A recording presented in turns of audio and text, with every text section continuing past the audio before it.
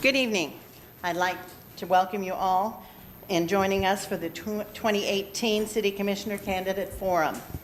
I would like to thank the City of Ocoee and the Clerk's Office for helping with the TV link-up, Spectrum Channel 493, and the online availability at citizens@ocoee.org or the phone number 407-554-7118. I would also like to thank and welcome Mayor Johnson. Thank you. And Commissioner Persner. Thank you for joining us. My name is Mary Barber, and I am the president of the Ocoee Women's Club, which has been holding forums since the 1980s to help inform our citizens about the candidates in upcoming elections. Myself and Vicki Redunds, that's me, will be your moderators for the evening. Tonight we will present the candidates for District 2 City Commission seat. We have incumbent Commissioner Rosemary Wilson,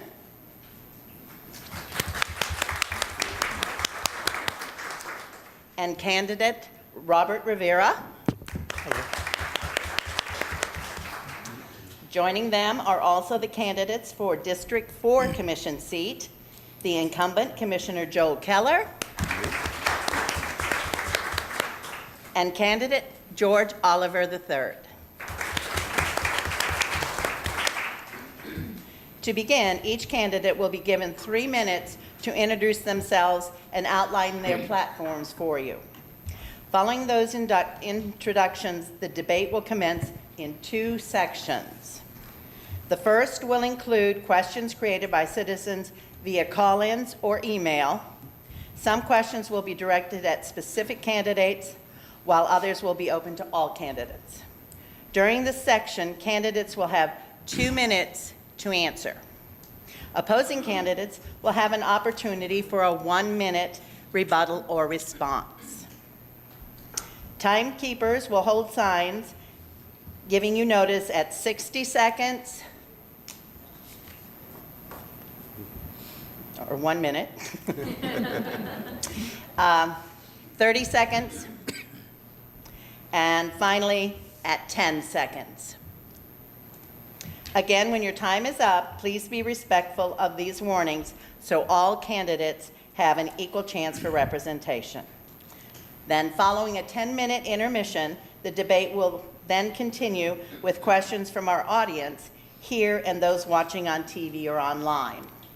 In the speed round format, candidates will have 60 minutes, and I'll repeat, 60 minutes, no, sorry. We're not going to be here all night, sorry. 60 seconds, and I'll repeat this after the intermission. Seconds to respond to questions. The same timekeeping warnings will apply.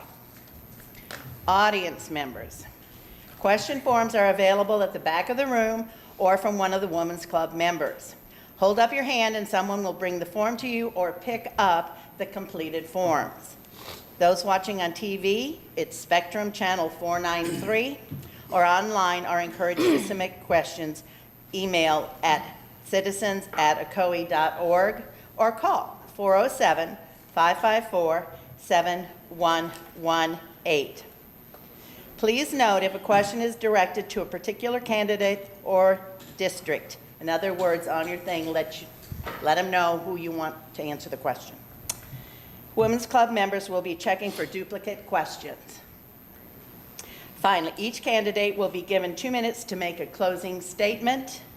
As with any debate, please keep the discussion lively, informative, but also civil. Before we begin this evening, we had a coin flip to see who would begin for each seat. The winner is District 2. So with further ado, sorry, Rosemary. Commissioner Rosemary Wilson will have the floor. This is for introductions. Thank you. Good evening, and thank you for coming out tonight. Again, my name is Rosemary Wilson, and I'm pleased to say that I am your City Commissioner for District 2. I'd like to thank the Women's Club of Ocoee for hosting this forum. We look forward to it both as a citizen and as a candidate who care about what goes on in Ocoee. I'd like to give you some information on myself. I've been married for 38 years to my husband, Fred. We have 2 adult daughters, Jenny and Ann. With me tonight is Fred and Ann. They're in the... I've been serving the West Orange community, working for the Christian Service Center for over 25 years as the coordinator of the Family and Emergency Service Program located here in Ocoee. I'm a proud graduate of UCF. I have my degree in social work. I've been involved in city government for the past 19 years, volunteering for 10 years prior to becoming a commissioner on various boards and committees. I volunteer on the Spring Fling organizing group, which I'm proud to say we're in our 13th year. The Spring Fling is a free community event filled with activities and demonstrations that reinforce safe behavior for children and families. In 2002, I was named Volunteer of the Year by the City of Ocoee. As for my current civic involvement, I'm a member of the Ocoee Women's Club and the Ocoee Lions Club, just to mention a few. For the past 20 years, I had been working with the Girl Scouts as a volunteer parent, as a volunteer in the troops, and also as the cookie chairperson, along with years of the PTSA and the PTA when my children were in school. So I am no stranger to volunteering. I have been endorsed by the Greater Orlando Board of Realtors because business and growth is essential to the well-being of Ocoee. It's been wonderful serving you as residents of Ocoee. I'm proud of the accomplishments of this commission. This past year, the millage rate was decreased. You asked for various projects, and we have come forward. Just to mention a few is the planned development, which encompasses the facelift of the beautiful downtown area, the City Hall, enlarging the Lakeshore Center. We've also the connector on Main Street, completing from Bluford Avenue to McGuire. The utility system is being upgraded throughout the city. I apologize for all the detours. The Ocoee Town Center is underway, along with Highway 50 nearing completion. Watch for the upgrade of the medians, please. It's not going to just be grass. We started the community park on Montgomery Avenue. Reclaimed water has been added to Lake Olympia neighborhoods this past year, and this summer will be resurfacing Malcolm Road and Story Road. I always keep a conscientious eye on our spending. Please make a sound decision on March 13th and vote for me, Rosemary Wilson. Thank you. Thank you. And now, Mr. Rivera, if you would like to introduce yourself, please. My name is Robert Rivera, and thank you for the Women's Club for inviting me to this forum. Thank the candidates for coming. I've lived in the city of Ocoee for 28 years.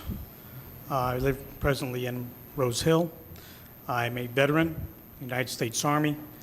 I also am a retired police sergeant for 29 years and 2 months. I just retired last November. One of the reasons I wanted to run for commission is now that I have the time to dedicate to that, which would include to respond back to citizens and get involved heavily in community events, which I've done while I was a police sergeant.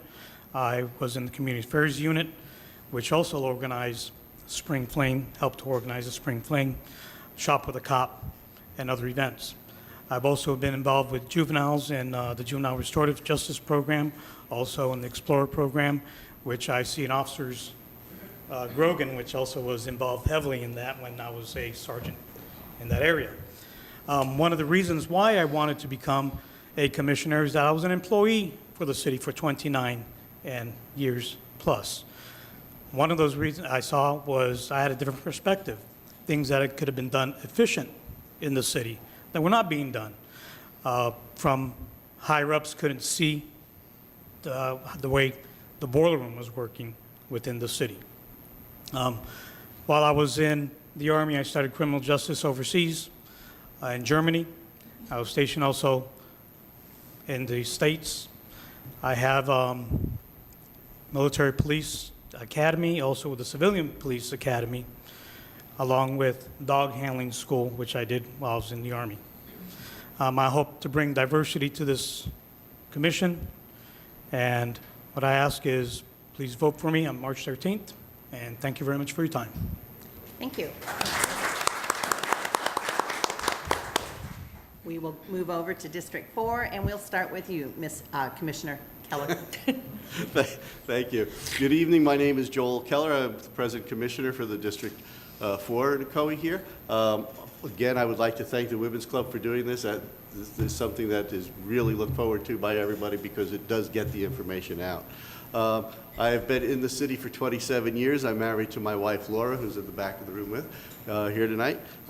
We have two grown children, Christopher, who's one of the UPS drivers for the area. He works right here in Ocoee. My daughter, Danielle, who's a stage manager. She, last year, she was on the road in going with Paws Patrol to all over the country with that now, and when that finished, she came and was stage manager at Halloween Horror Nights, so she's out and enjoying herself doing stage managed work. Been involved in the city as far as on committee since 1998. Started helping the city with the EAR committee, which is what works with the planning of the 20-year plan for the city, and getting that out to the state. Worked on that, have been on the Citizens Advisory Board for the Police Department, have been on the Planning and Zoning Commission. As well as that, I've also been on the Sawmill Homeowner Association. I was all sorts of members on that for approximately 16 years. So we've got a lot of community involvement, as well as the PTAs. We were president of the PTA in the Ocoee Middle School. We were on the high school one with West Orange, and then after that over to Ocoee when they did the change. I helped on that. I was on the board that actually created the district lines for the Ocoee High School. So we've been involved in the city for a long time.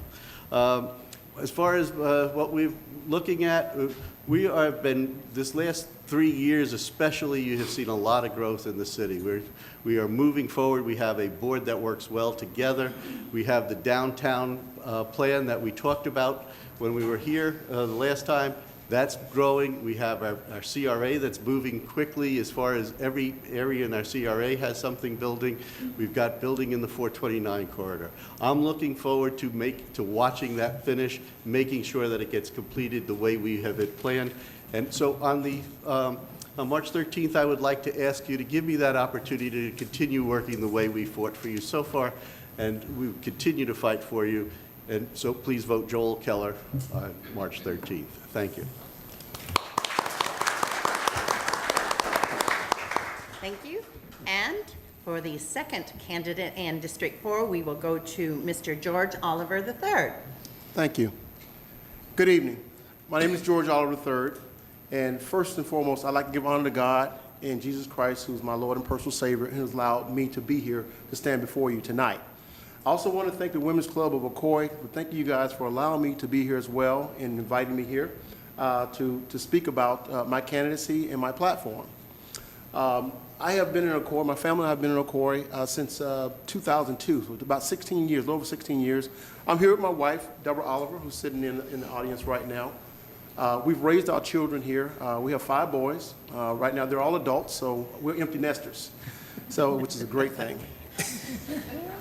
Yay. But our children has gone on to their various lives and careers in college. One is working on a PhD in urban development at UCF right now. Another is getting ready to start law school here in Orlando as well. So we decided to raise our children here in Ocoee because we thought Ocoee would be an excellent place to raise our children. It was a center for good living when we first came here.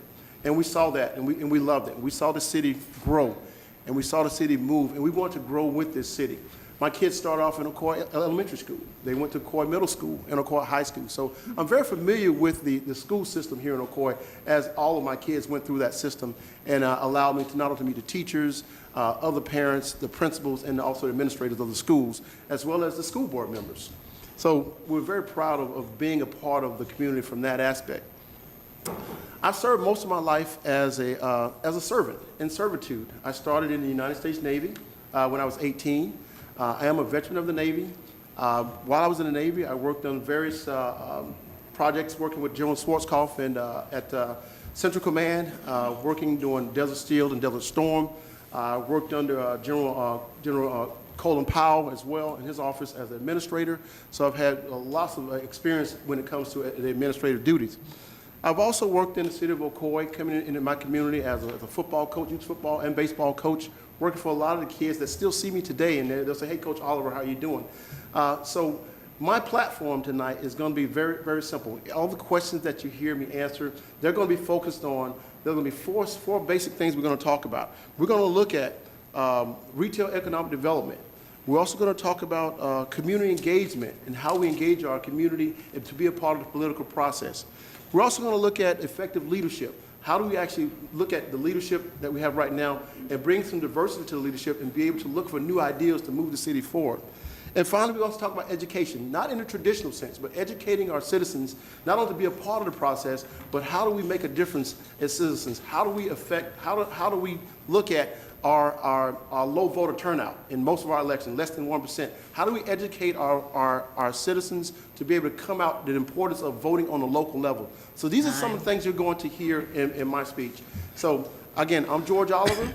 I'm running for District 4, City Commissioner. Come out and vote for me March 13th. I'm George Oliver, and I approve this message.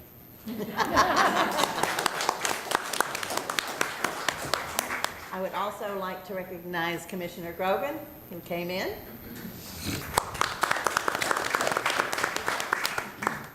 All right, we need questions.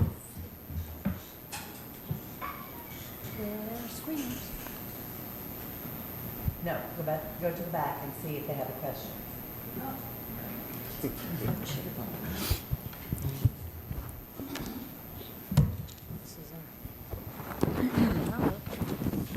Sorry. I think you got someone coming out the side door there.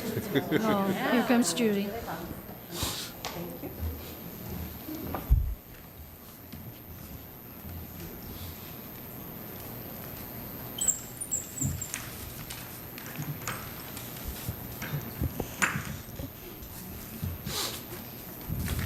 Alrighty.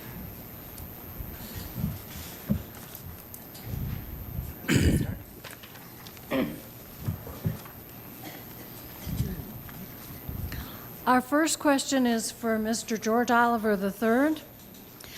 If elected, what can District 4 expect from you as a new commissioner, and what can you do differently than the current commissioner? It's a good question. It's simple. If I'm elected, the first thing I'm going to do is I'm going to make myself accessible to the district. That means recanvassing. That means putting boots on the ground and going back, passing out flyers, and making myself accessible. Having the district understand, having to know who their candidate is, who's the commissioner, how to get in contact with the commissioner, how to reach me at any given time when it comes to anything that deals with our citizens, our city, or any concerns that they may have. So recanvassing is going to be very important. That way, the citizens know who to contact when they have issues, how to contact me, those kind of things. Establishing a small budget that I'll be able to reach out via a local newsletter. I know we have a newsletter here within the city, but I think that the citizens should be able to, within my district, should be able to reach out more on a smaller scale to be able to say, how do we voice our concerns? How do we get different things done? So one of the things you're going to see is just simply that. The next thing you're going to see is how I've actually already opened up communications with the West Oaks Mall to be able to look at some more retail economic development, not only with the mall, but also restaurants. So some of those conversations have already been had. So these are things that they're going to see immediately. I'm also looking at different things such as bringing more people into our city as far as the entertainment aspect. How do we have maybe a small concert at the mall? Let people know that we're still here. It's okay to come to Ocoee, spend money in Ocoee, and also just to be a part of us and to come and live with us in Ocoee. So these are some of the things that you will see once I'm actually elected in the city. So that comes up with my retail economic development. It also looks at community empowerment, empowering our community to be able to have different things such as a wellness fair, those type things. So those are the things that they will see happen immediately. The other things, I would also support some of the long-term goals of the city. We have the 50 corridor, the downtown project, but I think we also have some immediate needs that needs to be addressed right away, and that's what they're going to see from me as a commissioner here in Ocoee, in District 4. Thank you. Would you like to make a response? Mr. Yeah, Keller? I think what you find right now is the people do have a good communication. We've held town meetings where we've had different items come up before us, such as charter schools, things like that. people have my email address. I get emails all the time from people who are looking forward to talking to me, getting information. I go to any homeowner association meeting that they will ask me to. I got it out to all of the homeowner association presidents that please let me know when your meetings are, and I will be happy to attend and answer all questions. So I do that as much as possible now. So I think you're going to find that. As far as a wellness, we have the Spring Fling. That is a wellness fair that we already have that's going on. We also have all of these items that are already moving forward. We've been talking with the mall already as far as getting things accomplished out there and seeing what they could do. That's what brought in Xerox and the SunPass. That's what brought in Bed Bath & Beyond. So we're already doing those things, and nothing's going to change. Thank you. Yep. Okay, from Mr. Rivera. Can you explain the CRA and your views on its progress? The CRA, no, I cannot right now. I don't know the acronym. Okay, then there's another question for you. So, in the West Orange Observer, you stated that you want the city to be fully staffed so that infrastructure work and public safety are used efficiently. Could you explain what you mean? Yes, from where I come from the police department, I think we're right now down probably 10 officers. They have approved in a grant 2 more. Usually, sometimes on the road, there's 5 officers for a city of 40,000 due to either illnesses, injuries, or whatever it may be. That was one of them. Also, as I went giving flyers and talking to citizens during this campaign, I saw and I heard of the potholes that are on the road that are not being fixed. They have said also about the communication between commissioners and citizens it's not going well. I remember hearing the mayor one time say that there was the website, which is good, and the newsletter that goes out, but there is a disconnect between communication between the commission and the citizens where they don't know where to go to because they're not getting answers back. Thank you. Would you like to make a response, Ms. Wilson? Can I make a response to the first question? Sure. The CRA. Sure. Okay, let me go ahead and explain what the CRA is. The CRA is a community redevelopment agency, and it consists pretty much of the area out on Highway 50 from Clark Road, pretty much up to the Turnpike. The CRA is classified as a blighted area, where money that is taken from the tax dollars goes back into the redevelopment of that area. What you'll see in the CRA is that is why we're able to upgrade. Let's just use the mast arms as an example. When DOT comes in and puts lights up, they're going to put them on wires. Well, we paid extra to have mast arms put up, which are those really fancy black bars that make, again, improve the look of the area.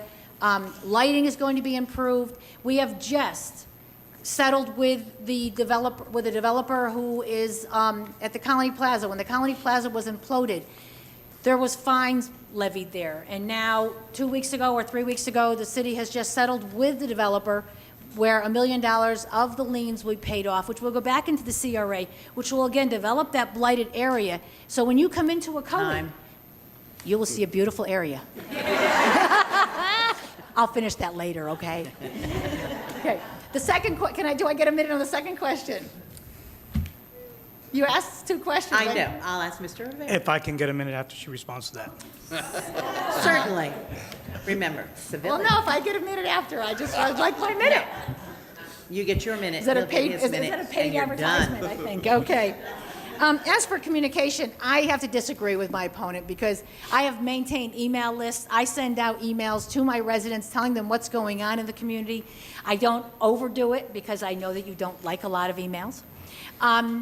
But we go ahead, I inform you, I collect the emails as we're going along so that I can tell you what's going on with development.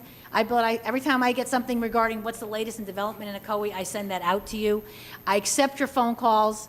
My family can attest that I have taken phone calls through dinner instead of eating dinner.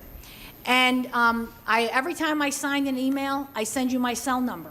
My cell number, I want you to call me directly instead of calling the office because on a weekend, you're not going to get an answer in the office. So my cell number is out there for anyone who wants to call me. I respond to you. So I do have to disagree because I believe that we have excellent communication in District 2, and I want to continue that. I find that very important. and find myself very accessible. I'm kind of the quirky commissioner that has a little scooter. I'll finish that too later. You'll hear more later. Mr. Rivera. I can go back to the CRA to throw an acronym like that for me, but talking about Highway 50, that should have been done before Winter Garden, but there was a political snag. This corridor from Franklin Street and the McKee Street, that's been talked about 15 to 20 years ago, and there was political snags about it. It was supposed to be a 5-year plan that turned out to be 20 years or a 15-year plan. And after it gets done, and then we're going to see if we can maintain, again, because the history of Ocoee is we can't have anybody to come in here and open a business and stay in business. And that's what I'd like to change on that. Thank you. Thank you. This next question is for both District 2 candidates, Rosemary Wilson and Robert Rivera. Is there anything Ocoee can do to address the feral cats problem? Who's first? Who's first? I'll take Rosemary, it. Okay, go ahead. ladies first. Well, I just know that there's an issue, if you don't want the cats, then you have to contact Orange County Animal Control, and you pay $25. They'll post your property, and they'll come out and take the cats after one is caught in the cage. That's a tough issue, because there's a lot of folks that love cats. As I walk door to door, I see a lot of people feeding cats at their front door. They are. They're feeding cats at their front door. And what scares me is I have a daughter who may work till midnight and comes home, and it scares me to think that at the front door, a raccoon could be coming up there. And I wouldn't feed them because I wouldn't want her to come home and find a raccoon munching at the front door. It's a real tough issue because folks like them, but if you don't like them, you have to contact Orange County Animal Control, and they will post your property, and they charge. They won't. Okay, well, that's the last I heard, so I guess it's okay. I welcome corrections. And you're done? Yes. Okay. Mr. Rivera. I agree with whoever said that they won't. I believe as commissioners, we need to be in tune with the services that the county provides. We at one time did have animal control, but we did away with it. Now we rely on the county to have animal control respond, and they will not. They will not respond even to a vicious dog unless there's an officer going there. We need to address as a government to Orange County government and get this fixed. Thank you. Okay, thank you very much. All right, one more question. This one is for Rosemary Wilson. What is proposed for the 2 parcels of land in front of Brentwood subdivision? Well, I don't think anything's going on at that point. At one point, on one corner was going to be an assisted living. They came before the city and they got that approved. On the other corner is a strip shopping center. We may approve these items as a city, but that doesn't say the developer is going to come in and actually provide or produce that product. Sometimes they get this approved and they turn around and sell the property, put it up for sale because they have gotten zoning for that particular item, and they sell it off. Right now, as of the last development paperwork that I had received, there's nothing going on there. I know those properties are up for sale because the signs are out there, but they are always awaiting someone who's going to come forward. But there's been nothing moving forward that I know of on either the assisted living or the strip shopping center. Thank you. Mr. Rivera. Nothing's going on there. It hasn't gone on there for a long time. Just like I said, and anything else is if there was something, it was washed out. I think we need to do aggressive recruiting with businesses, including on impact fees. See if we can work with them with impact fees. Maybe our permit system needs to take a look at also, and the inspection system needs to take a look at also. Maybe we'll get something constructed there to stay. Thank you.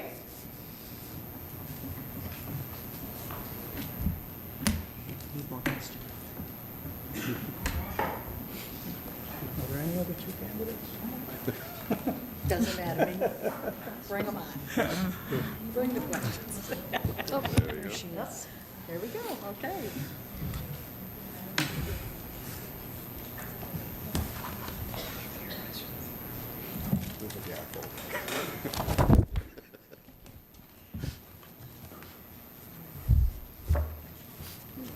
Oh, dear.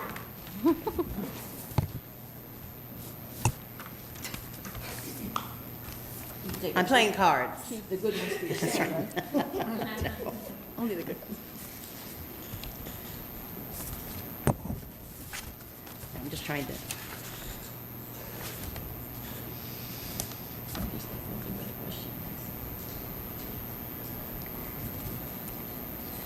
Okay.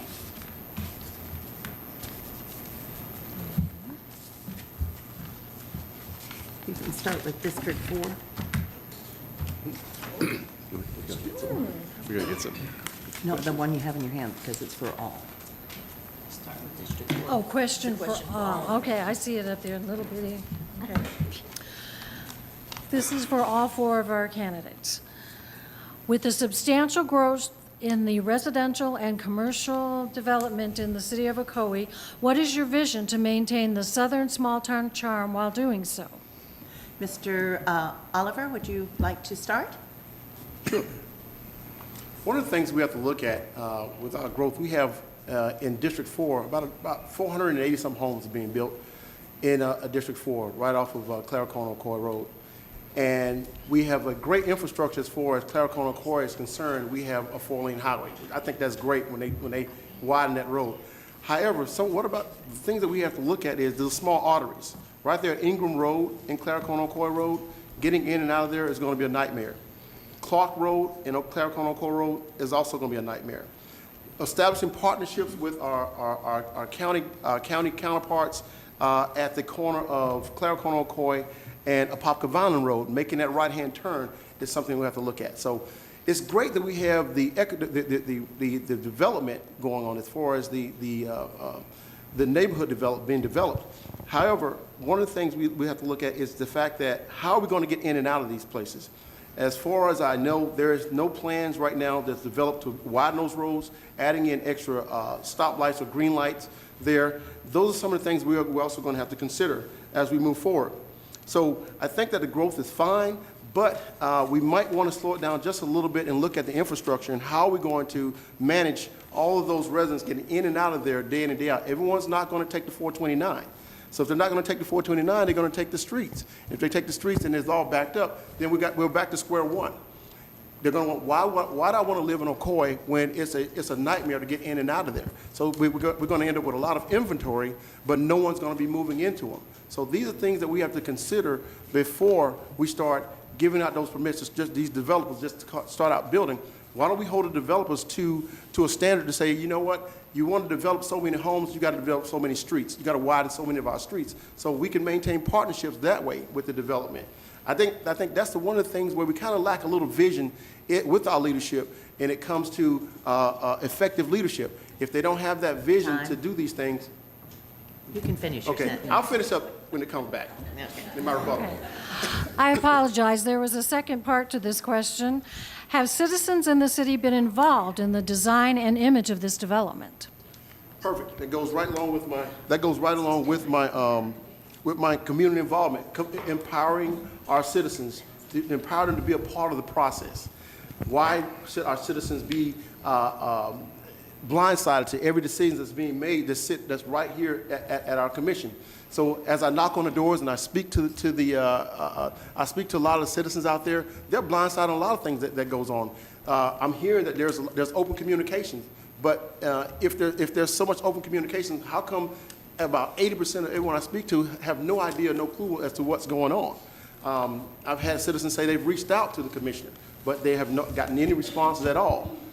Fire Station 2025, it still has a bunch of clutter still sitting there from Hurricane Irma. And I know of 2 citizens have reached out to our commissioner, the mayor, at least I think the mayor at least responded with an email, but our commissioner never responded to him at all, and that pile of rubble is just still sitting there. So we still have some issues with communication that we need to address as well.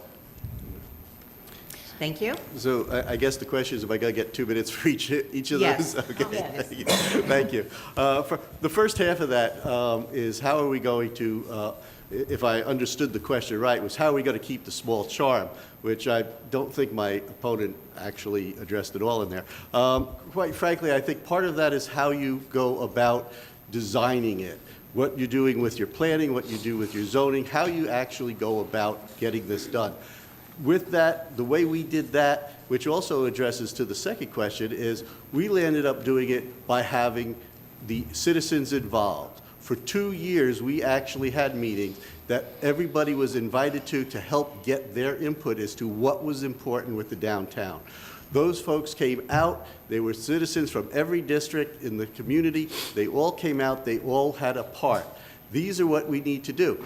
My opponent talks about empowerment. He was not at any of those meetings. When you start to look at what are you going to do for your community, you would think that here, when we are actually planning the future for the city, if you're interested, that's where you would be, so that you can be involved. It's going to be done through that planning and zoning is where you're going to be able to keep that small town charm and how you design the city. The second part of that was how are we going about it, I believe, and how. Have citizens in the city been involved in the design and image of this development? Yes, and that they have. They've been all the way through. We have had numerous meetings every time to make sure that they were involved till we get their input. Again, they were open to everybody. A lot of people were at them, number of times over a 2-year period of time to determining how we were going to do that. Again, my opponent never showed up at any of those meetings. How do you understand, how do you empower people if you don't actually come out? If you're leading by example, you think you would be at these meetings. And this is what we really need. We need involved people. As far as responding, I did respond to the person. I did send him an email back as to what we were doing. And as he was told, that is not part of the hurricane.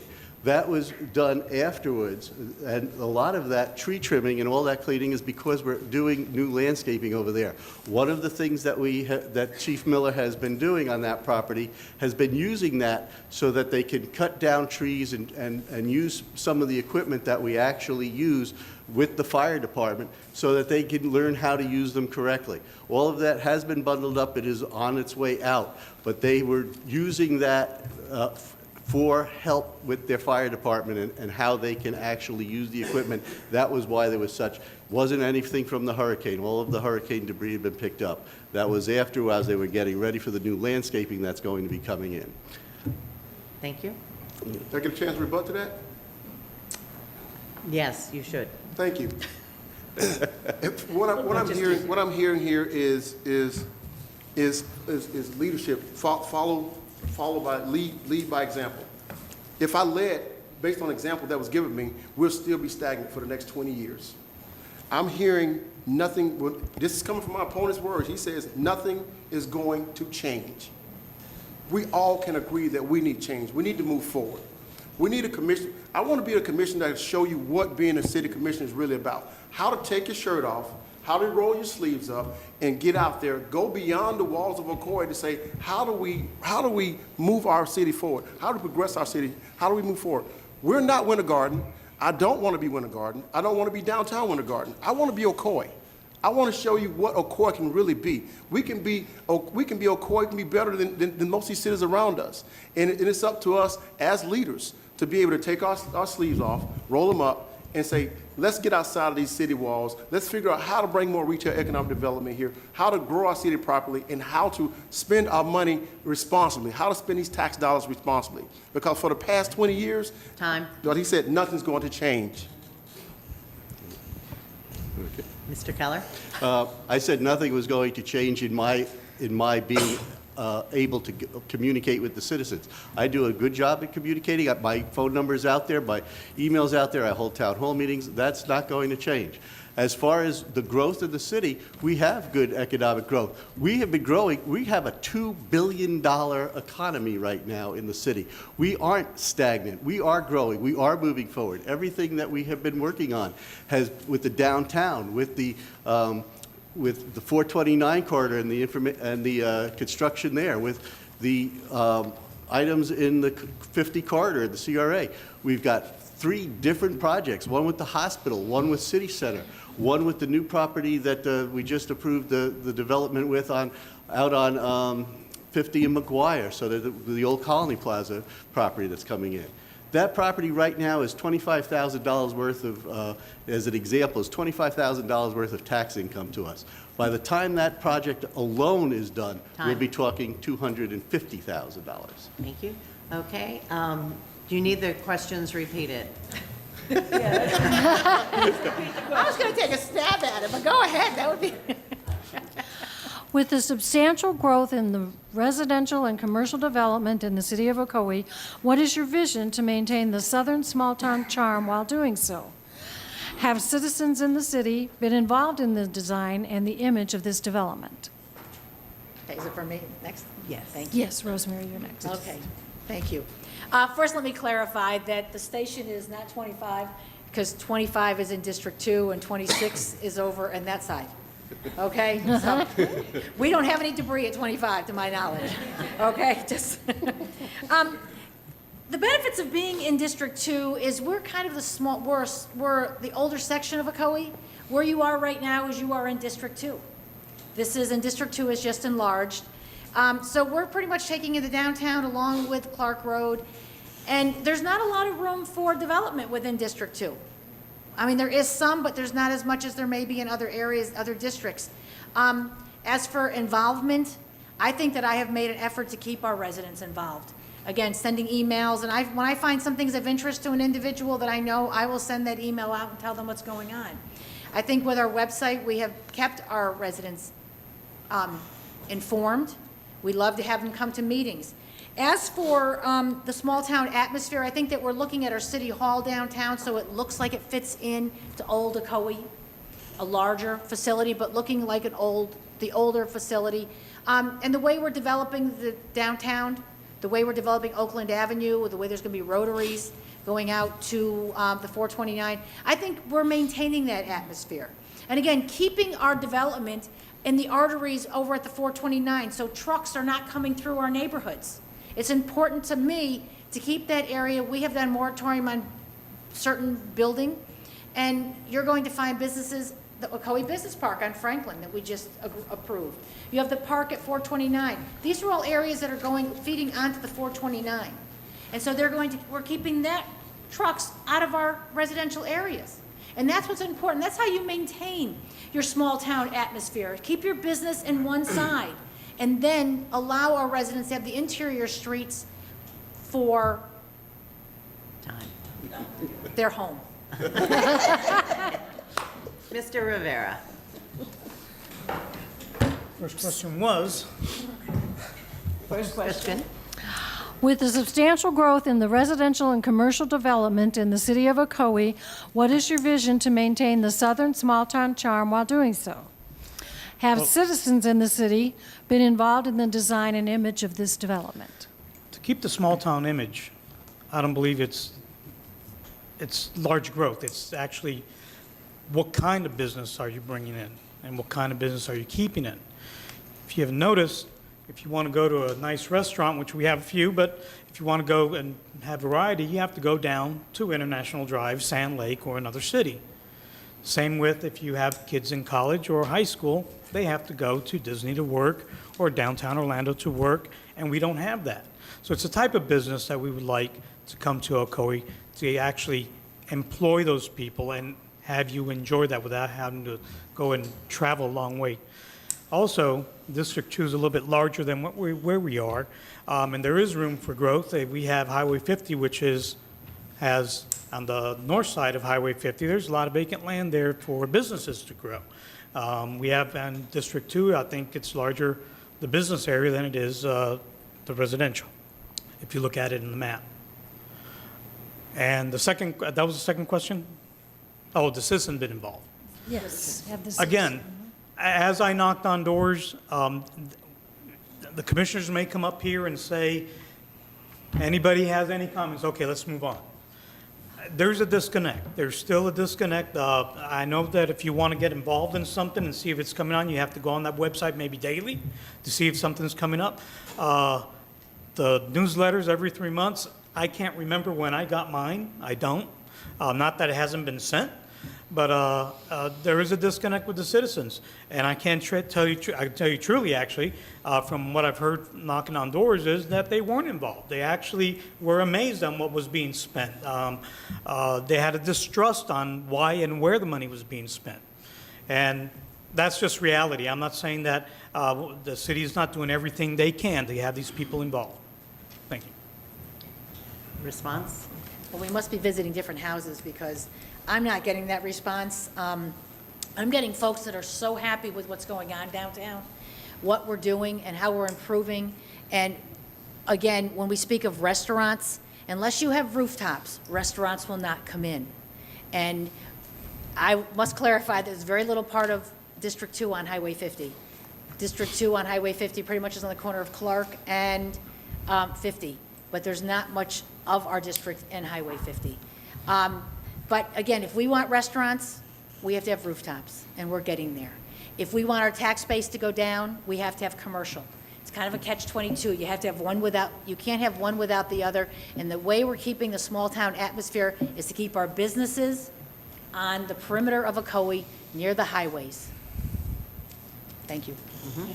Do you have a response? Yes. If you look at the map, I believe our district, if she spent 9 years or 6 years in the community as a commissioner, goes from Good Homes Road on 50 all the way down to Blackwood Avenue on 50. The hospital is in our district, not just Clark and 50. So that's what I just had to clarify the district thing. Thank you. All right, the next question, we're going to move on. The next question is for District 2. We'll start with you, Mr. Rivera. Yes, ma'am. It says, "The crime rate appears to be escalating in the city of Ocoee. There are constant posts on social media identifying the concerns of the citizens due to the crime, as well as the slow police responsiveness, to these concerns. How can it be addressed?" I think we have a wonderful police department, and the response time is actually greater than the county is. If you were to call the county or FHP, you'd wait hours probably, and probably not get the same service. Crime rate going up, it probably is, for the reasons that I've said with the more efficient, running a police department probably more efficient, using staffing more efficient, not having a squad for 12 hours that are staffed with 5 or 6 officers only. So one thing I would do if I was commissioner was actually give those public service, including the fire department, more money to do their job so they don't get burnt out and they can do their job easier, more efficient. Thank you. I would hope that my opponent, after all the years he was there, would have helped alleviate that issue, knowing that it takes 4 months to hire a police officer. So when we are down police officers, it's not something you can do immediate. I believe that our pay scale has been comparable to every other police department in the area. We have done studies to check that out, so I don't believe there's any change, anything there. We have a wonderful police department. I understand response time can be 2 minutes, 4 minutes to a location. Yes, the sheriff's department has a longer response time. And I think we, as commissioners, have been supporting our police department, and I believe I will continue to do that. And again, we cannot change 4 months to hire a police officer when someone leaves. That's just what happens when they have to go through screenings, et cetera, to get hired and to go through school. So, thank you. Sorry, I'll finish things later. Thank you. This next question is for Commissioner Keller. In your mailed letter, you specifically stated that you have started roadway improvements on Bluford, Taylor, and Kissimmee Avenue. When can District 4 expect you to do the same roadway improvements in your district? Many roadways in District 4 and sidewalks are deplorable and seem to be ignored. When can we expect support for those that live in your district as opposed to only focusing on the new downtown area? Currently, we have $42 million that we have bonded to work on the downtown area, and that's why those roads are being handled. Right now, we are in a position where you have to wait for impact fees in the areas. Clark Road, for example, is supposed to be widened to a 4-lane road. Part of that is we need to have that additional land in order to do that. We can't just go in and build it without us having the right-of-ways. So part of it is getting the right-of-ways.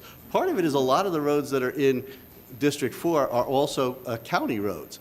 And we can't really go in and work on the county roads without them working with us. One of the things is the Fuller Cross, where we have a meeting with the city and the county on Monday on that intersection, which has really got some problems in the morning for people trying to get out. Those are the things that we are working on, but those have to be worked on when you actually have the monies to be able to do that. And a lot of that is the impact fees and where you get those impact fees from there. You can't grab it from the 42 mil. That's bonded money that has specific uses for it. Thank you. Would you like to make a response, Mr. Yes. Oliver? What I'm hearing is, again, nothing's going to be done. And this has been the message throughout, seems to be my opponent's career. It all sounds good, but when we open up our eyes and we drive our roads and we walk down our sidewalks, we see the same things. Again, the question focuses on why we continue to focus on the downtown development. I think it's a great project, but I think it's a 20-year project that most of us around probably won't even be able to see that project. And we have monies that's focused on that as opposed to working with our county, getting outside of Ocoee, working with the county to be able to look at these things and work with them to get these things done. The other previous question that was asked about our crime rate, and that's another thing. In my last run for this office, Mr. Keller and I, we briefly talked about a task force. I presented a first responders task force with the Orange County Sheriff Department. So when you dial 911, if you're on the east side of Ocoee in our District 4 or the west side of Orlando, that a first responder would be any deputy, sheriff deputy, or Ocoee officer could make that response at any time. So these are the things that we need to start looking at doing. And I've already spoken to the sheriff about that. He loves that idea. It's just that we have to move forward as leadership to make it happen. These things are not happening right now. Okay, time's Thank you. up. Thank you. Okay, another one for Commissioner Wilson and Mr. Rivera. Who did we start with last time? Me. Then Mr. Rivera, you can start. Do you think, and if so, what makes you think revitalizing a 2-block downtown can compete with Winter Garden's already prosperous downtown? What is to happen to the people's homes along Oakland and other older neighborhoods south of Silver Star? And where do they go? Can you repeat the first sentence? Sure. Do you think, and if so, Okay. what makes you think revitalizing a 2-block downtown can compete with Winter Garden's already prosperous downtown? I don't think we're trying to compete with Winter Garden. I don't think we want to be Winter Garden. We want to be our own city. What's going on? I hear from the citizens that are in that area right now about the taking land. I guess some people are very unhappy on that. Also, the land that's staying there, money is being pumped into that corridor, but not in like Lafayette Street. And also the streets that go to the middle school. None of those streets are being addressed at all on infrastructure and revitalizing those right there. If I was commissioner, I'd definitely, those people vote. Those people live there. They have this traffic of the middle school right now going through there, and it is like an earthquake hit those old streets back there. That I know of. There's no plans on fixing it anytime soon. Ms. Wilson? Would you repeat the question, please? Certainly. Do you think, and if so, what makes you think revitalizing a 2-block downtown can compete with Winter Garden's already prosperous downtown? What is to happen to people's homes along Oakland, and other older neighborhoods south of Silver Star, and where do they go? Okay. Right now, what you asked from us was to revitalize the downtown. We have done that. We are doing that.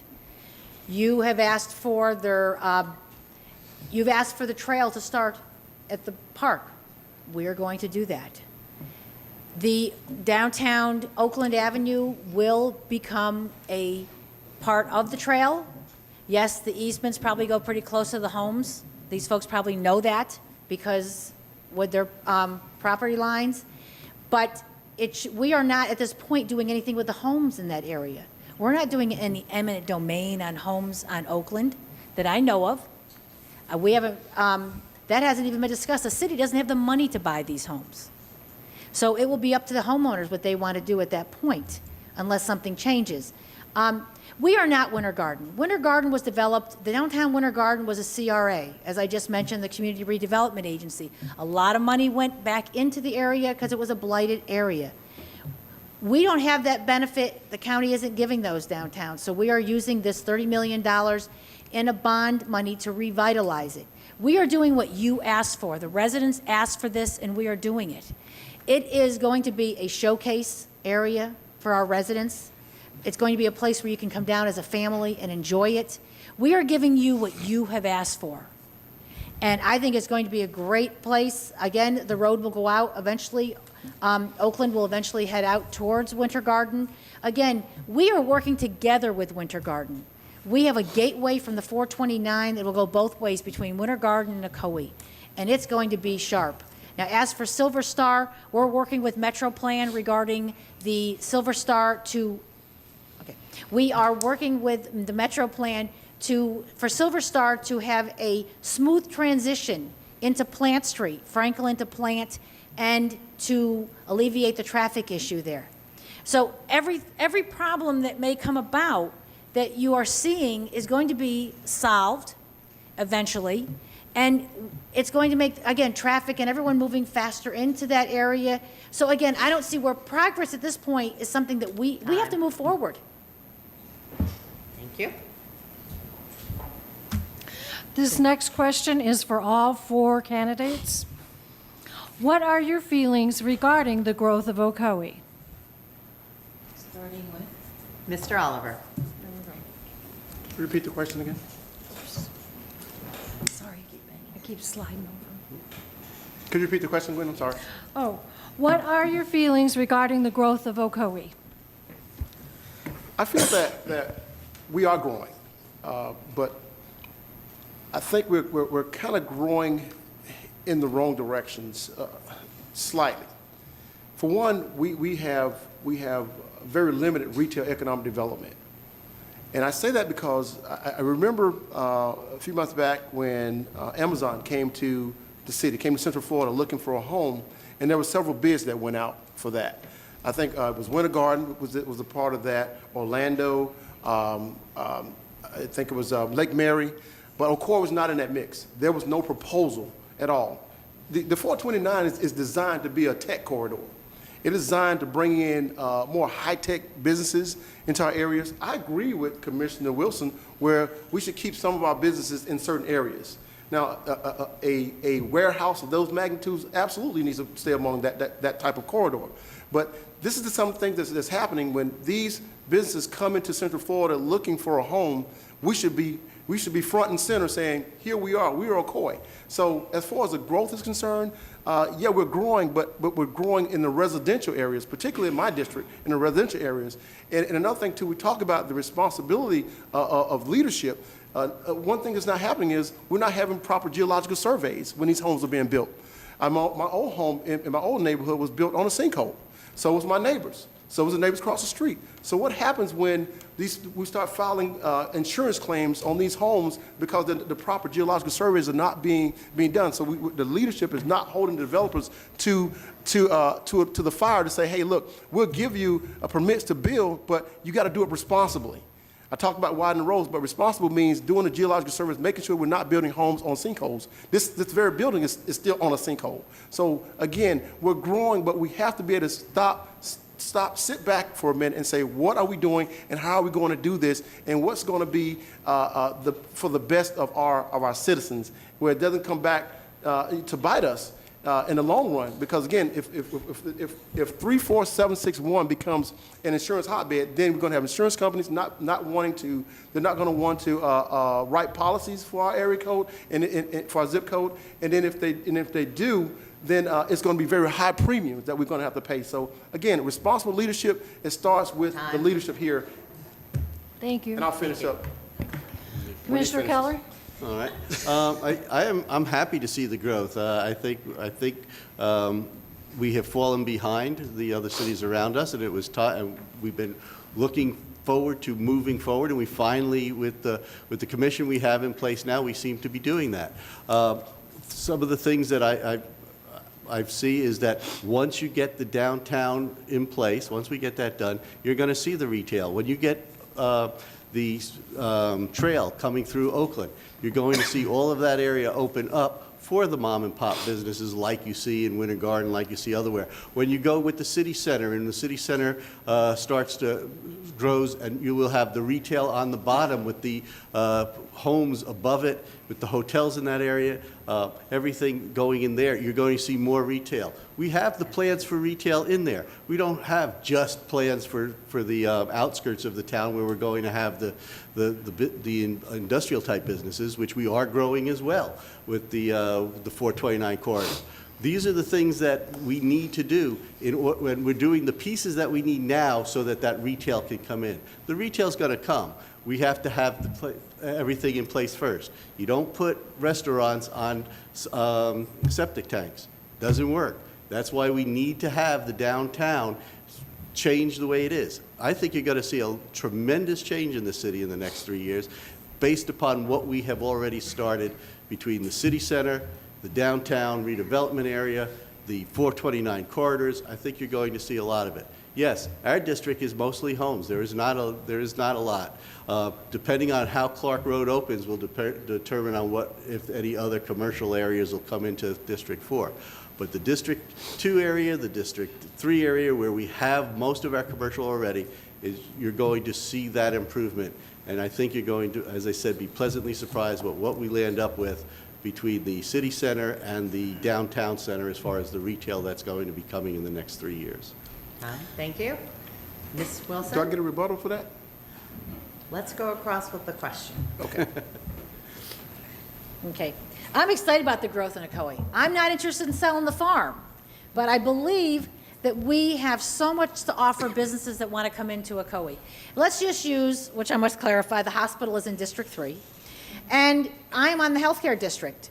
And the healthcare district has just invested money with the hospital to build the cancer center and the skilled nursing facility. That is growth that we need.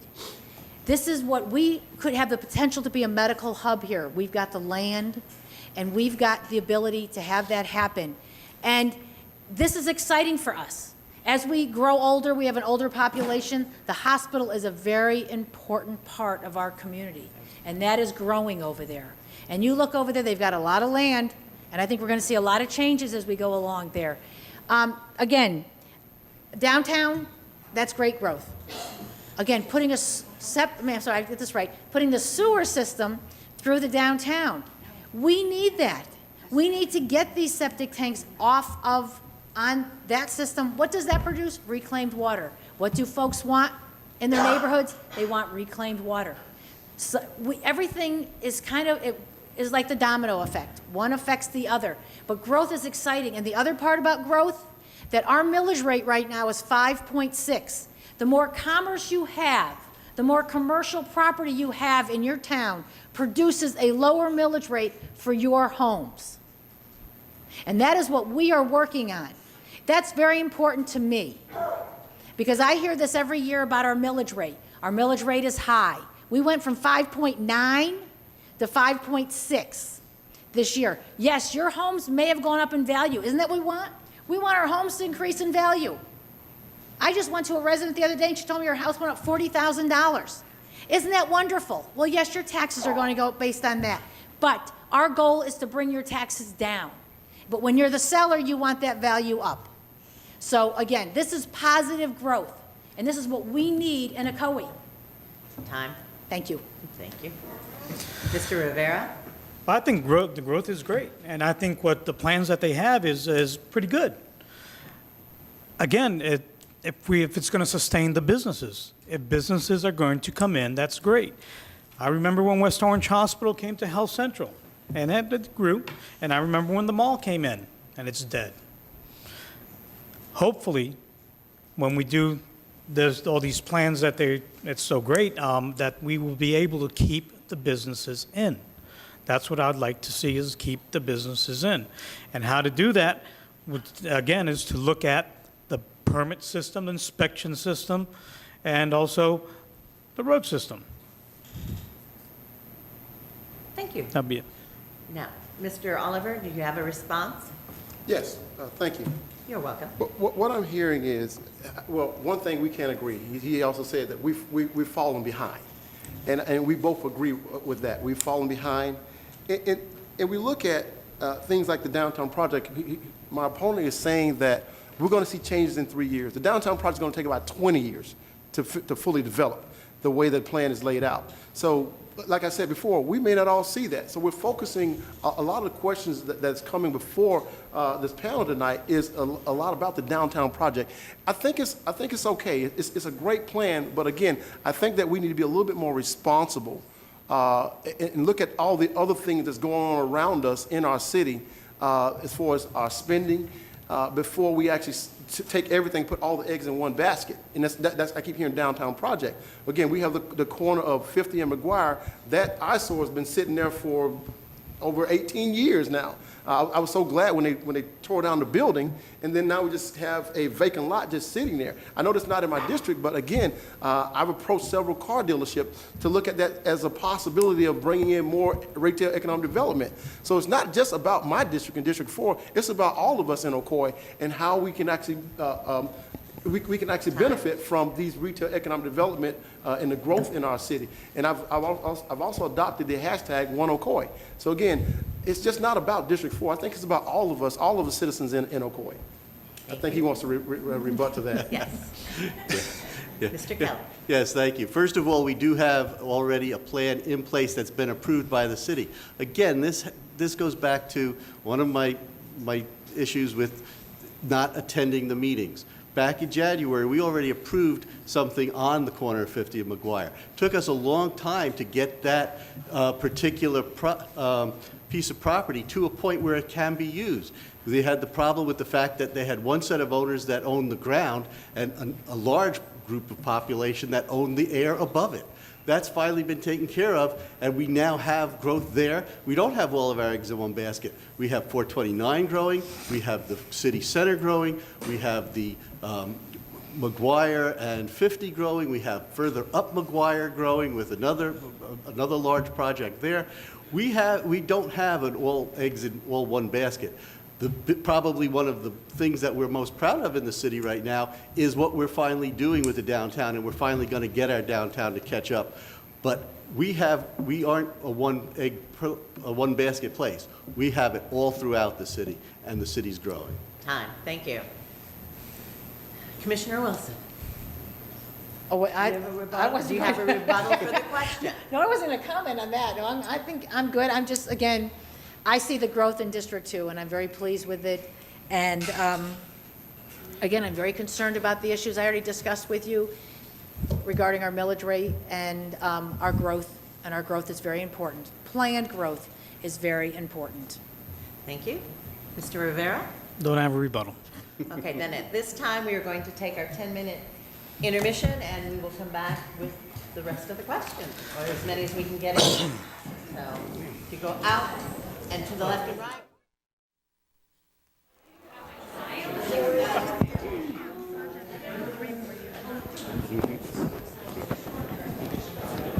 Thank you.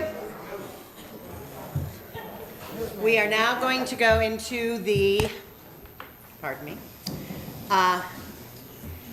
the lightning round. This is a speed round. And actually, with the speed round, you get 60 seconds to answer the question, and we move on.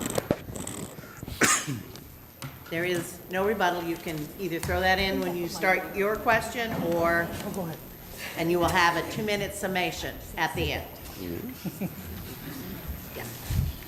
Thank you. I'm just trying to divide up questions here, Okay, we folks. get 60 seconds.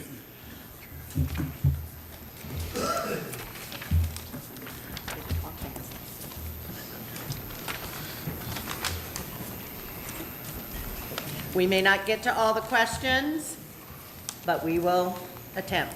And if we get to all the questions, we'll go home early.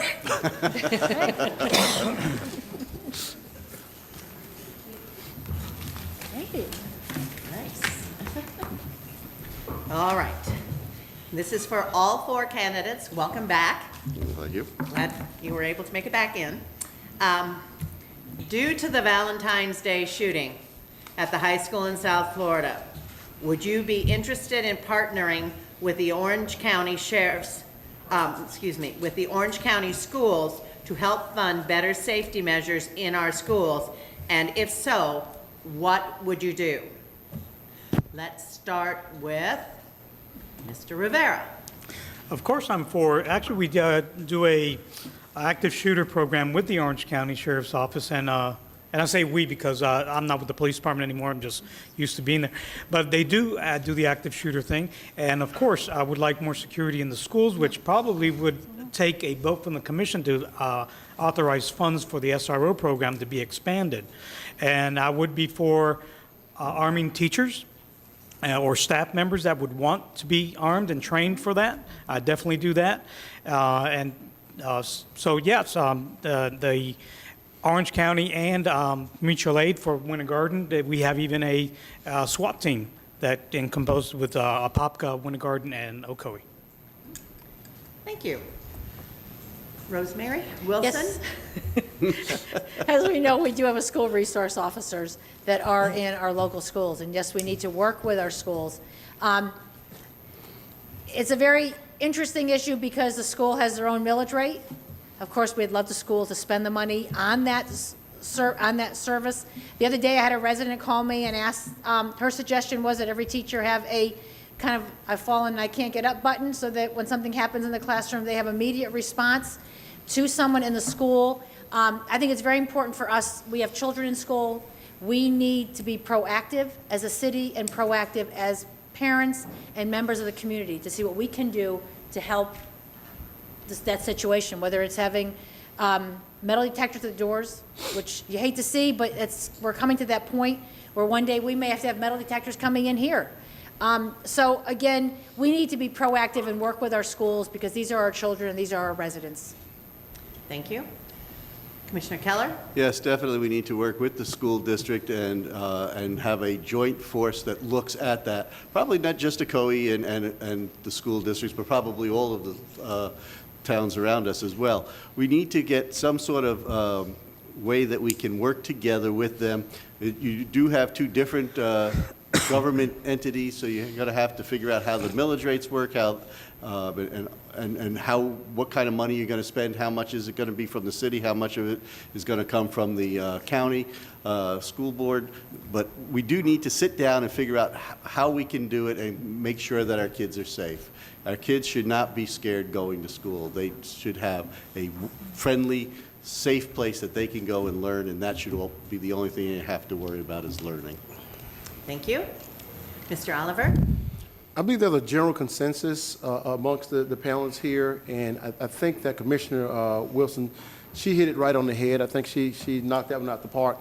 As I totally agree with what she's saying, that we have to be able to look at, for one, how we're going to pay for this. We're looking at, I mentioned my first responders task force, working with SRO officers to be able to establish protocols whenever there is an issue within a school, that we can have anyone in the area, may it be Winter Garden, Orange County Sheriff's Department, Ocoee Police Department, Apopka, to be able to respond to these things and to respond to them with a certain protocol. So I think that we're all in consensus and agree that, yes, kids should be able to, our children should be able to go to school and worry about just learning as opposed to will they be able to come home tomorrow or be able to come home that day? So I certainly agree that we have to be able to determine how we're going to pay for these things and how do we work with our cities around us as well as the county to be able to create these first responder task force so that we're able to protect our children and teachers and faculty and staff at our schools.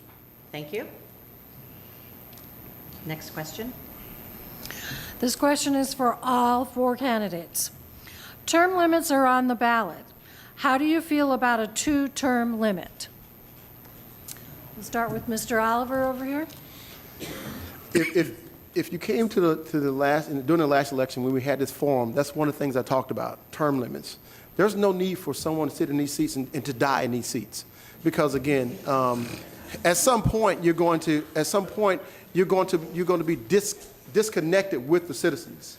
So I wholeheartedly believe in term limits. A 2-term limit is great, maybe even 3 terms. I think that for me personally, I can only speak for myself, with a term limit, my idea would be to find a replacement to support someone that's going to be able to take my district to another level that I'm not capable of doing. So I believe it's important that we reach out to our youth to be able to say, okay, they have the vision. And they say that if the leadership does not have vision, the people will perish. So sitting here and being disconnected with our communities is not going to help our community to move forward. It's not going to help us to grow. So again, term limits, I'm wholeheartedly in agreement with term limits. Thank you. Commissioner Keller? Term limits, I think you're going to have to be careful as to what they are, whether 2 is correct. Right now, one of the other things on the ballot is how long the commission term is also, whether it's 3 years or whether it's going to be 4 years per term. 6 years is not a lot of time really for someone to be up here and say, okay, you're out. The reason I mention that is look at what happens. You're going to find that it takes a period of time just to get familiar with what you're doing. I think what you're going to land up doing is you're going to find that you're putting a lot more of the control in the staff's hands because they're here, and by the time you've learned what is going on, you're going to be out. If you're going to do term limits, 8 to 12 is probably more of a better idea, and so I think it depends on what you do with the other ballot issues as well. Thank you. Commissioner Tough Wilson? question, because I'm here running for my next term. I am not opposed to term limits. I think what I am here for is I want to see what we started in Ocoee completed. So I am not opposed to term limits. I don't intend to be 85 years old and sitting up here. No, I'm not close to that, okay? But you all know how old I am. It's on the card, okay? But I'm not opposed to term limits, but I want to see what we've started finished. So that's where I stand. And again, I know it's a tough question, but I will tell you, I'll be voting yes on that referendum item. So, and I agree with 4-year terms. 8 years is quite a long time, but I do want to see what we've started finished. That is why I'm here tonight. Thank you. Thank you. Mr. Rivera? That can be argued both ways. If there were term limits, yes, it would probably be, for me, I would like maybe 6 years into it. However, I give credit more to the voters that if they want you out, they can vote you out.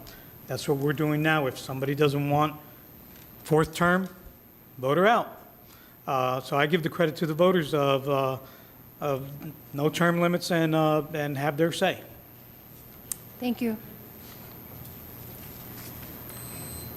This is for you, Mr. Rivera. You have stated you want to gauge what changes may be needed to attract business to our city. What is your proposal on this matter? Like I said it before, I think that once we open up the roads on from the 429 Franklin Street, and we get businesses and developers to come on in, is to work with them on inspections. If there's no need for too many regulations, we need to do some of the regulations to have the businesses come in. We've had everything from maybe Tuesdays, Cracker Barrel, just on and on, businesses coming on in, and it seems like the city's not working with them to come on in. There was a developer that said that they required him to put some, either road or the fire hydrants, which was the city's portion of it. So we need to lax that on the developers to come on in and just have the business thrive. Thank you. This question is also for all four candidates.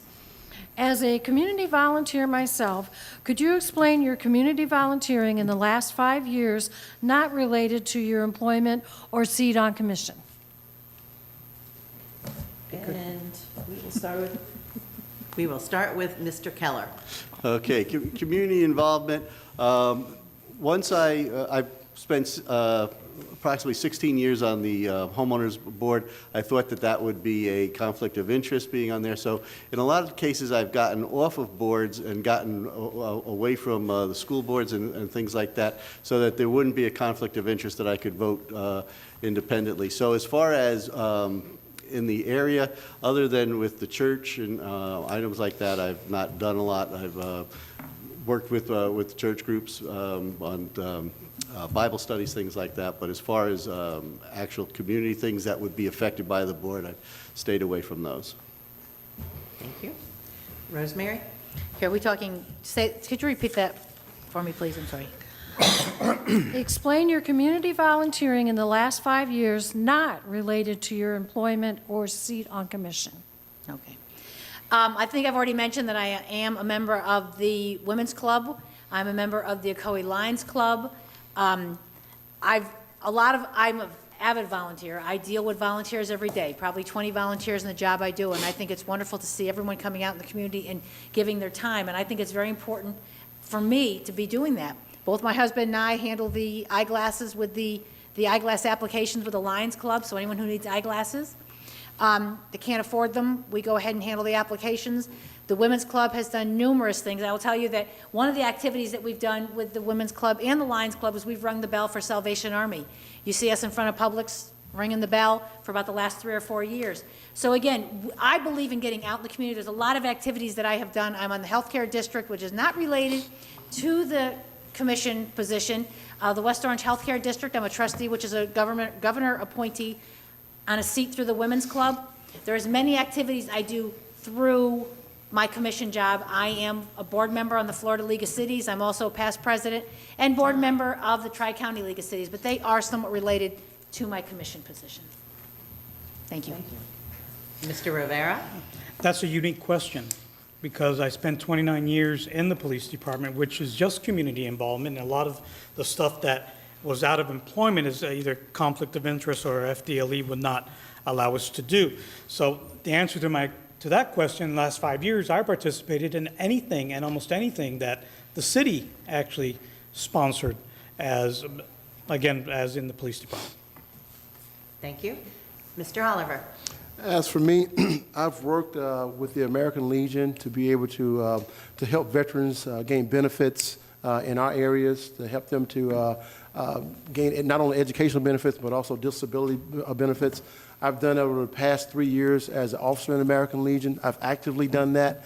I've also looked at working with some of the county officials in their ex-offenders program to be able to help ex-offenders to be able to restore their civil rights, to gain voter awareness for people the citizens that live in our city as well. And also one of the things, the unique things that I'm actually looking at doing in the city, or actually within the community, will be forming a political action committee. That's going to be able to help candidates that need funding for different elections, different things that we have going on in our city to help bring funding to the city to get some of the retail economic development and the growth. So PAC money actually can help do those things.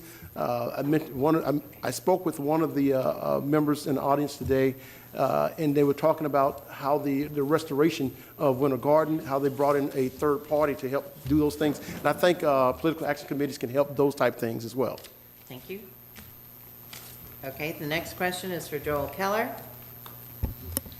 For the 12 years you have held the commissioner's office, what can you say is your greatest contribution to the city of Ocoee, and how do you best represent your people in your city? What are you doing for your city? Well, that's quite an interesting one because I'm not sure which one I would put as the top. Things that I've done, one of the things before I was on the board, we didn't have a CRA. We now have the CRA in place. When we had the issue with the FEMA, with the floodplains, when they increased the floodplains and we had insurance costs come up, I was the one that helped work with the congressman to get that changed or turned around. When they talked about getting rid of the fire department, I was the one who fought to keep the fire department here and show that it was how important it was. I helped make sure that we kept the garbage dump and the Class A and the transfer station off of McCormick Road so that we didn't have a garbage dump right outside of our community. Fought to keep the charter school off out of District 4 that we didn't want. Got it into District 1, and got 5 years of taxes as part of that. So that setting a precedent, the next time we have somebody that's coming in that wants to have stuff off the tax rolls, we're going to get taxes up front, hopefully. So a lot of things I've done, so it's hard to pinpoint one. Time. Thank you.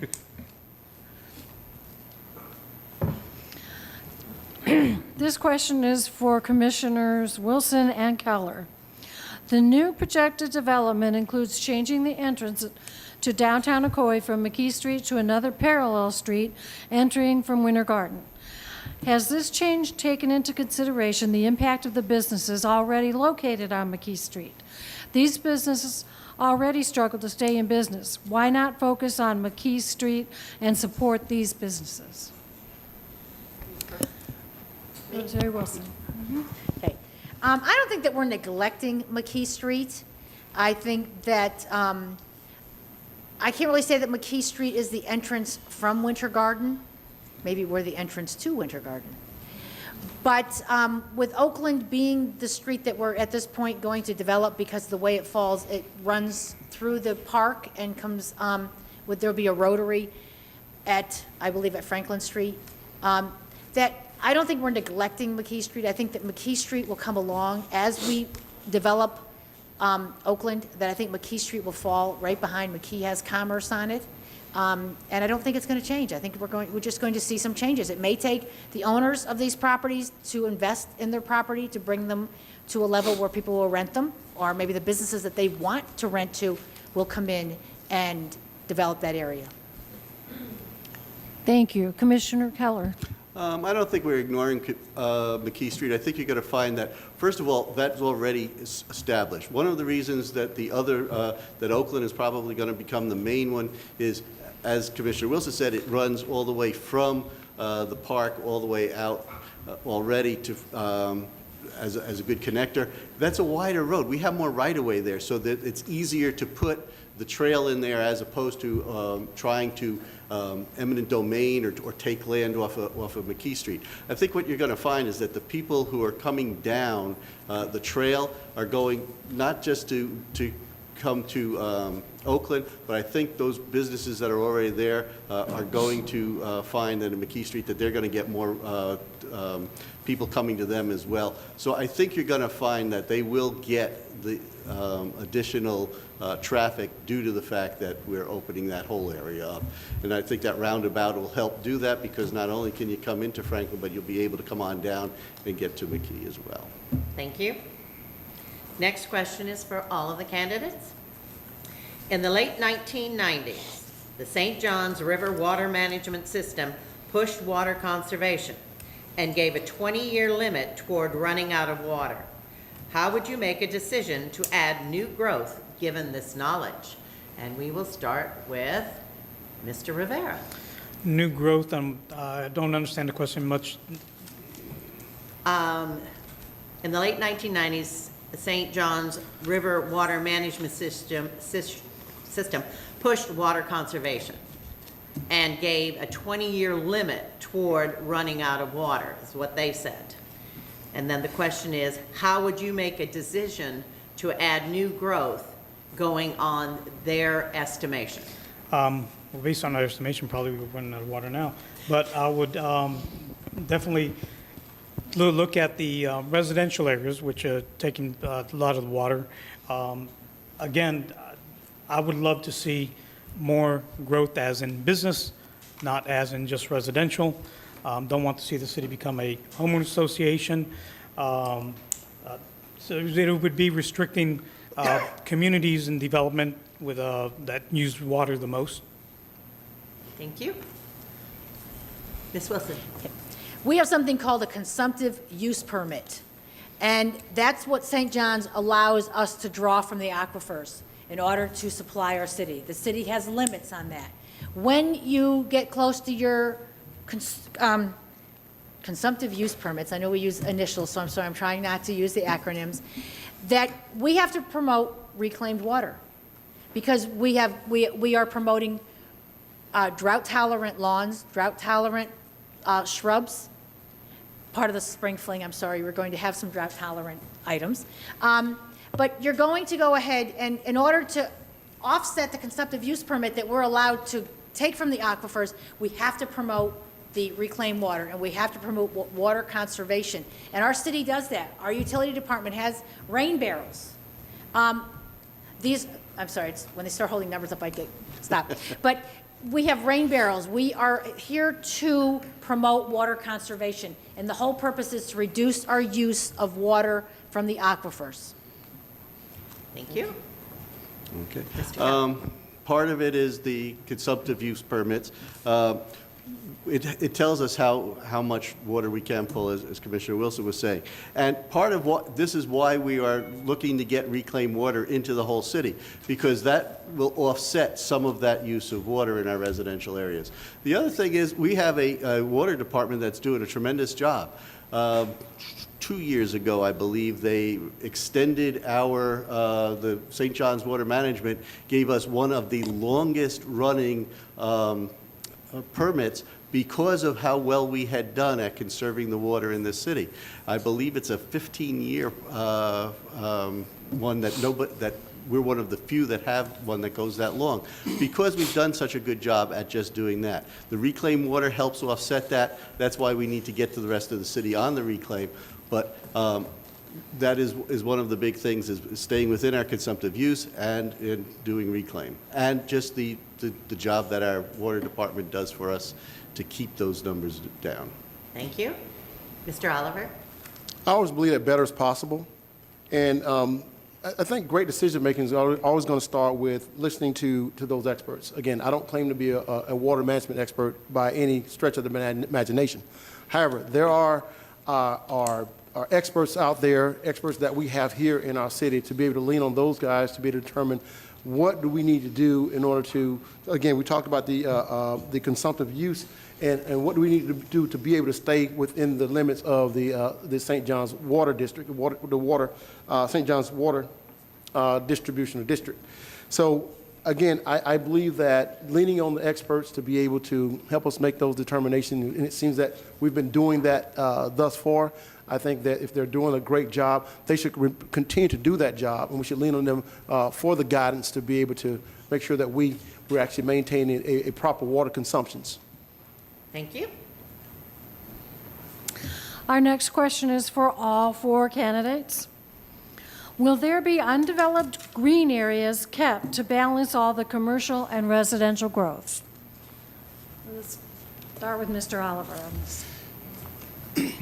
Once I'm elected as city commissioner, I look at the areas, particularly on Clock Road, those conservation areas, and I like the way it is. I understand we may need some of that land to be able to widen the road. So I agree with the part of being able to consume some of that land to be able to widen the roads, to be able to have an outlet from our main artery of Claricon Ocoee. We still have 480 houses being built, so we have to be able to look at that responsibility to say, how do we maintain some of our conservation and also be able to service our citizens to be able to use those access roads. So we have to be able to maintain balance. And again, I think that those type of decisions we have to rely on our engineers and our experts, our civil engineers, to be able to help us to maintain that balance between conservation and also being able to service our communities and our citizens as well. Thank you. Thank you. Commissioner Keller. Yes, we will be keeping the green areas. Montgomery Park is a good example. Off of, right by the women's softball field, we have a large piece of property there that's also a park that right now we aren't building out, but that's all park area over there. So there is a lot of green space. On the other side of Clark, most of that's already been plotted out. That land, again, with my opponent not having been to a lot of the commission meetings, he doesn't realize that a lot of those things have already been approved for that entire side of Clark Road. And eventually, the people are going to be actually filling that area in. But we have set aside park areas because we know that to have a good community, you got to have the parks. That's why we have all the ball fields that we have in the city, what we have up on the hill, and as we increase with these other parks, as we start to build them out, you'll see more sports area, more dog park area, things like that you'll see in the city. So yes, we do keep that in mind when we make our planning. Thank you. Commissioner Wilson. I don't know if there's much I can add to what Commissioner Keller said, but the Rogers property, next to the girls' club where we have the haunted house, there is a vast amount of land there that's going to be used for ball fields. Parks are very important. Green areas are very important to our city. As you know, we have multiple parks in town. And if you cannot have a home community without wonderful recreation and wonderful parks. And so that is a benefit that Ocoee has done planning for that. So we're very pleased, and since I have time, I'll talk about the Montgomery Avenue Park. I'm very thrilled because that's what got me involved in Ocoee. When I first, we were going to put a fire station on that piece of property. They were talking about putting a fire station on that property, and I was against it. And that's what kind of got me involved, coming down to the meetings and being proactive 10 years ago. And I'm so pleased now that Montgomery Avenue Park is going to be a park. And I hope one day it will have a dog park. I need residents to support me on that. Thank you. Thank you. Mr. Rivera. I think the city does do a good job in maintaining the greenlands and parks in the Montgomery area. We definitely do have some nice parks, and I like to see them stay that way, and I like to see additional parks, and they do give more value to your homes and the community. Thank you. That does it for the speed round. Now we will go into the closing remarks. Doesn't matter. I will start with closing remarks, and you will each get 2 minutes to do a closing remark. I want to thank all of you candidates for your participation in the forum. I hope the members in the audience and at home have gotten more insight to the candidates that they will be voting for come March 13th. Those of you who vote at the Lakeshore Center will be voting at the Women's Club of Ocoee, as it is now not open. And voting is March 13th, 7 a.m. to 7 p.m. I have a couple others, but I want to do them after you all give your 2 minutes. And we will start with Mr. Rivera. Thank you. I'd like to thank everybody for coming on out and giving me this opportunity for you all to get to know me. I'm not a politician. I've never been a politician. I've always been in government service. I love the city of Ocoee, and I want to stay here, and I've retired. And I would love for everybody to vote for me on March 13th. I think just because I haven't been in the last 9 years on the commission, that we're considered either uninformed or not participating. I would like to change that because I'm retired and I have the time now to dedicate full-time. This would be my day job. I am one of you. I am not a city manager or a commissioner right now. I know what you go through every day when you walk outside and see either the good things of Ocoee or the bad things of Ocoee. I'm not blind to it, and as a police officer, I used to travel those roads every day and hear the bitches and the moans about things, and also the good stuff, like I said, with the parks. So with that, just vote for me March 13th. Thank you. Thank you. Rosemary Wilson. Okay. Thank you. Before I give my closing remarks, I just wanted to say one thing. There was a question about McKee Street. There's a new business opening on McKee Street. So McKee Street is not forgotten. McKee Street there's the Toll Road Brewery that's going to be opening up there soon. And so I just want everyone to know that there is investment being put into that area, and there's going to be businesses that will come there. Okay, now, as for my closing remarks, this position is earned by hard work. My record and experience speaks for itself. You, the citizens, are my employers, and it's your job to hire the best person for this position. You are entrusting the overseeing of a budget of over $67 million to the person you choose. I have always had a watchful eye on spending, and this will continue.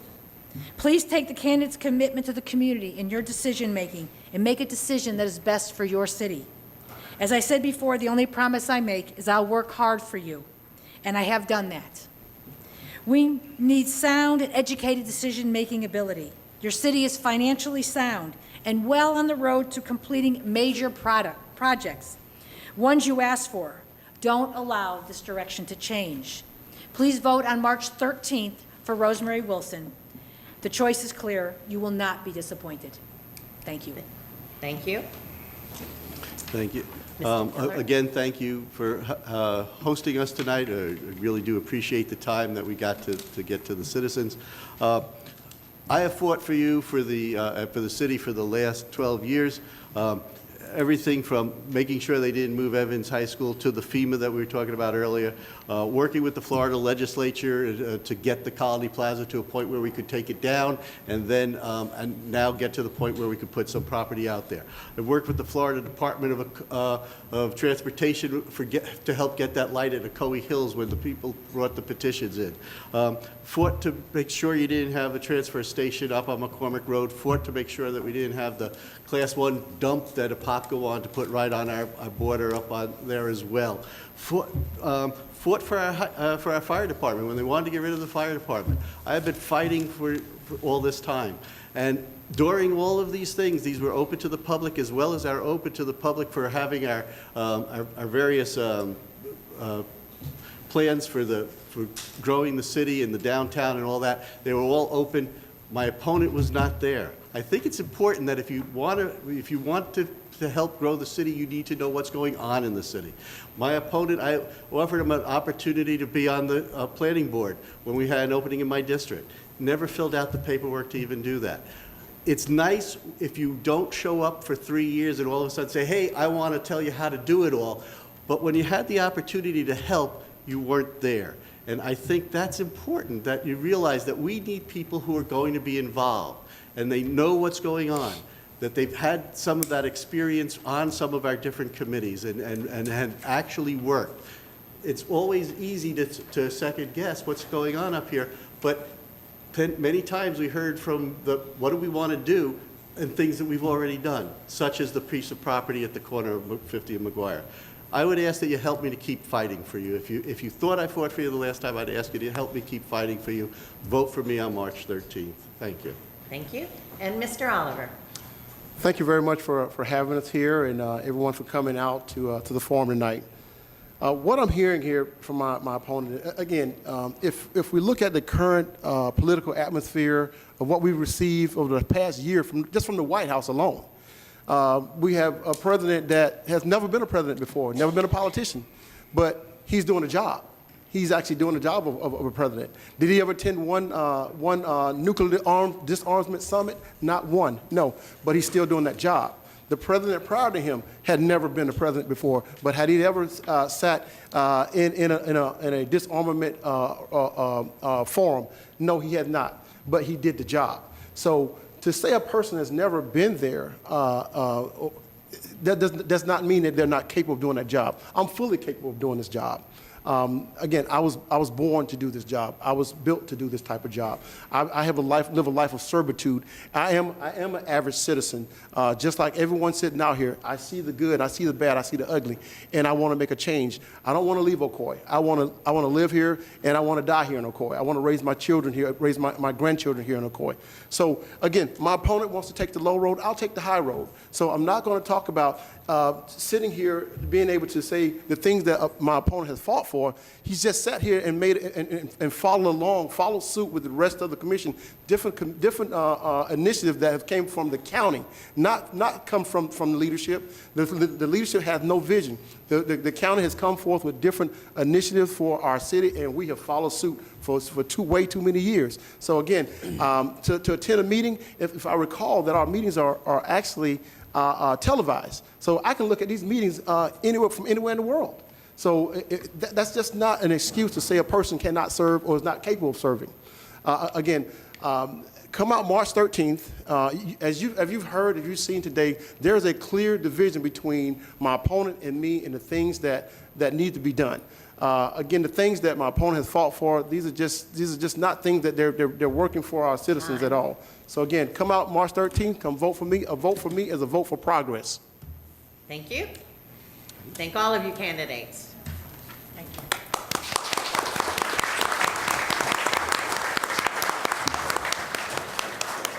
Before we close, I would also like to make all of the voters aware that there are 8 proposed charter amendments on the ballot. To look them over, go to www.ocoee.org, click on the link that says Your Vote Counts, and it will take you right to the election page. And that shows how the current charter reads and then the proposed changes. They are in English and in Spanish. Thank you, and remember to go vote March 13th. Thank you all. Yay.